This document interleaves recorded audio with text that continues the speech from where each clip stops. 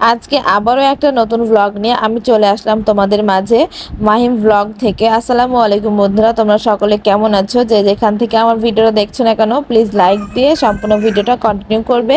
আর আমার ভিডিও বা ভিডিওর কোনো অংশ তোমাদের ভালো লেগে থাকলে অবশ্যই লাইক, কমেন্ট এবং ফলো দিয়ে আমার পাশে থাকবে। আজকে নতুন ব্লগটা শুরু করেছি। আমাদের বাড়িতে অনেকগুলো মেহমান এসেছে। তো তোমাদেরকে আগের ব্লগে আমি দেখিয়েছিলাম যে বাড়িতে অনেকগুলো মেহমান আসবে, যার জন্য অনেক রান্নাবান্না চলছে।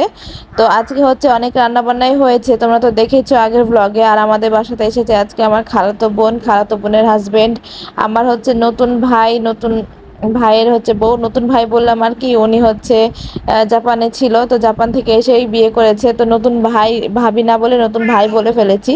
তো আমার কথাটা প্লিজ কেউ মাইন্ড করো না। তো এইদিকে রান্না বান্না তো হয়ে গেছিল, আগের ভিডিও দেখিয়েছি।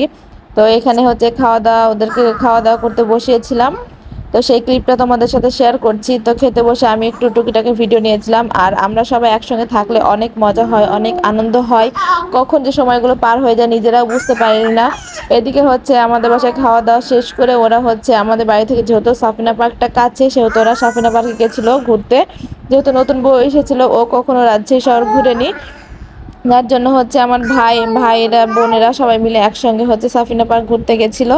তো ওখানে তারা অনেক মজা করেছে। তো ওখান থেকে এসে প্রায় সন্ধ্যা সময় এসেছে, সন্ধ্যা বললেও ভুল হবে, প্রায় 8টার সময় ওরা এসেছে বাড়িতে। তো ওখানে অনেক এনজয় করেছিল। আর এটা হচ্ছে আমার ভাবির ভাই হয়, মানে আমাদের বেয়াই হয়। তো আমি বেয়াইকে জিজ্ঞাসা করছিলাম যে হচ্ছে কেমন মজা করলেন, আমাদের রাজ্য শহর আপনাদের কাছে কেমন লাগছে, বা আমাদের বাসায় এসে কেমন লাগলো, ঠিকমতো আপ্যায়ন করতে পারলাম কিনা। তো উনি সেটাই বলছিল যে হ্যাঁ, আমার খুবই ভালো লেগেছে, বিশেষ করে আমের রাজ্যে এসেছি বলে কথা। তো এগুলো নিয়ে অনেক ফান করছিলাম আর সবাই অনেক হাসাহাসি করছিলাম। তো মেন ভয়েসটা তো শোনানো হলো না। তো এদিকে শুনুন ভাইয়া কি বলছে। বের হইলে ঘুরতে গেলে কোথাও বসলে খাইতে গেলেও ভাত খাওয়ার বদলে আমই খাবো, শুধু আমই খাবো সারাদিন।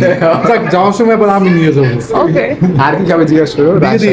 রাজশাহীর আম বাদে আর কিছু খাবে না? ওকে। লিচু, লিচু তো ভালো। লিচু? হ্যাঁ, লিচু খাবো। হ্যাঁ, আমার লিচু লিচু। ধরো, হ্যাঁ। আর এইদিকে অনেকটা রাত হয়ে গেছিল, প্রায় রাত 10টা বাজছিল। তো ভাইয়ারা বলছিল রাত্রে খিচুড়ি খাবে, যার জন্য রাতে খিচুড়ি, মাংস, ডিম ভাজি আর স্যালাড ছিল। তো এটাই খাওয়া দাওয়া হয়েছে। তো নিচতলায় সবাইকে মেঝেতে বসে খেতে দেওয়া হয়েছে। মূলত সবাইকে টেবিলে দিতে চেয়েছিলাম, কিন্তু সবাই বসে না, নিচেই সবাই একসঙ্গে বসে ভালো লাগবে খেতে। তো সবাই একসঙ্গে গোল করে বসে খেতে বসেছে, কেউ নিচে কেউ টেবিলে। তো অনেকটা মজা করছিলাম আমরা। তো নিচে বা টেবিলে এটা কোনো ফ্যাক্ট না, তো সবাই একসঙ্গে থাকলে যে একটা মজা হয় বা আনন্দ হয়, এটাই সবচেয়ে বড় কথা। অবশ্য আমার ভাই আবার জাপানে ব্যাক করে গেছে, যেহেতু কয়েকদিনের জন্য এসেছিল, 1 মাসের ছুটিতে এসেছে।